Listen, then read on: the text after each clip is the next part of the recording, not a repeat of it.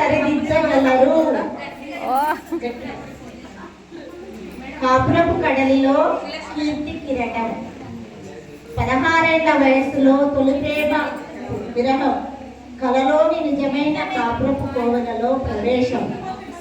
కష్టాల కడలిలో కన్నీటి నావలో 12 ఏళ్ల కాపురం మన ప్రేమకు నిదర్శనం. పువ్వు లాంటి పిల్లలకి పసిడి పాదాల సవ్వడి, అల్లరి ఆటలతో ఆనందం అంగడి.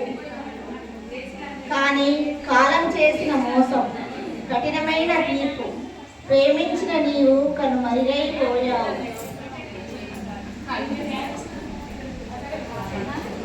అంధకారంలో నా గుండెను పట్టి పీడించే బాధ, ఏకాంతంతో నిండిన నా ప్రపంచం విషాదమయం.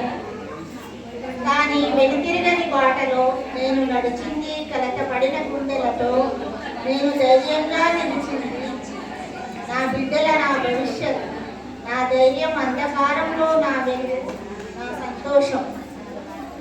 నిత్యం కష్టాలలో నా కీర్తి పథకం, సమాజంలో నా స్థానం, నాకొక సన్మానం.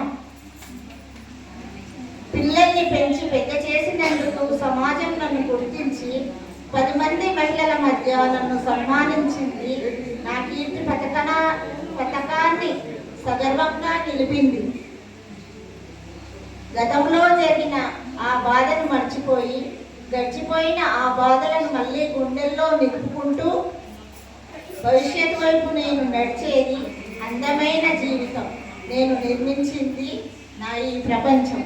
నాకు ఈ అవకాశం ఈ స్వరస్నేహం తరపున కల్పించిన శ్రీమాన్ గోపాలాచారి గారి మరియు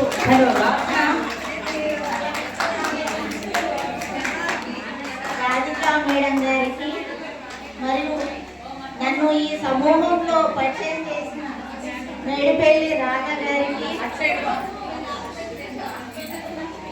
శిరస వహించి నాకు ఈ అవకాశం ఇచ్చినందుకు చాలా ధన్యవాదాలు. విన్నారో లేదో కవిత్వలో తన సొంత అనుభవంలో జరిగినవి రాసింది.